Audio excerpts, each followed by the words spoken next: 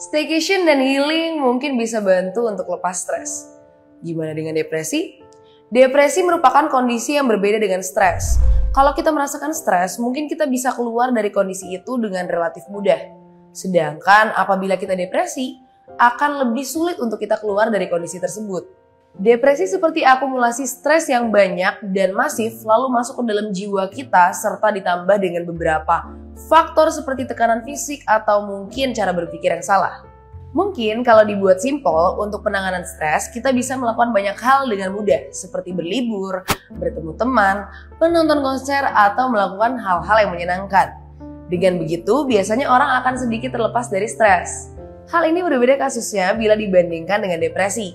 Kita harus mendapatkan perawatan dengan baik dari psikolog atau psikiater. Kita akan mendapatkan diagnosis, karena apabila didiamkan pasti mengganggu kondisi sosial dan bisa semakin parah, hingga menyebar menjadi penyakit kejiwaan lainnya.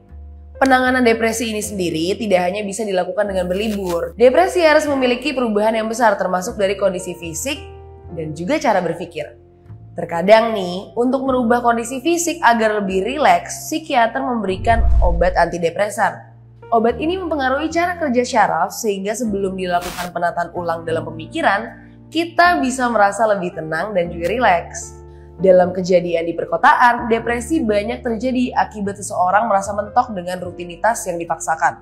Sebelum menjadi parah, makanya kita tahu kapan kita melepaskan beban, kapan kita beristirahat, kapan kita memiliki waktu untuk berpikir, dan self-reflecting, dan kegiatan stress release lainnya. Dalam kondisi yang tidak parah, maka kita semua bisa menjadi penolong orang yang stres. Mungkin kita bisa menyediakan telinga kita agar mereka bisa berbagi. Mungkin kita bisa mengajaknya berlibur, dan masih banyak bantuan lainnya. Apabila orang itu sudah depresi, maka yang bisa kita tolong utamanya adalah mengarahkan mereka untuk berobat ke psikolog dan juga psikiater. Sebenarnya ada suatu trik nih yang bisa kita gunakan untuk mempermudah kita menolong orang yang tertekan.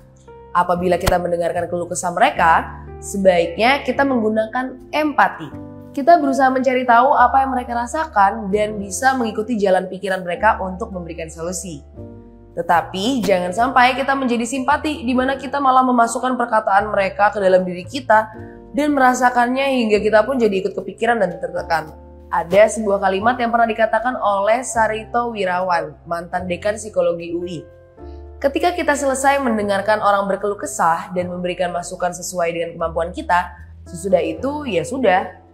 Ketika sudah keluar pintu, masalah mereka akan ada di balik pintu. Kita bisa melanjutkan hidup kita yang lain. Jadi, kalau mau mendengarkan orang berkeluh kesah, jangan ikut-ikutan tertekan ya. Dengarkan, berikan masukan, dan jangan dimasukkan ke dalam pikiran dan perasaan yang berlebih.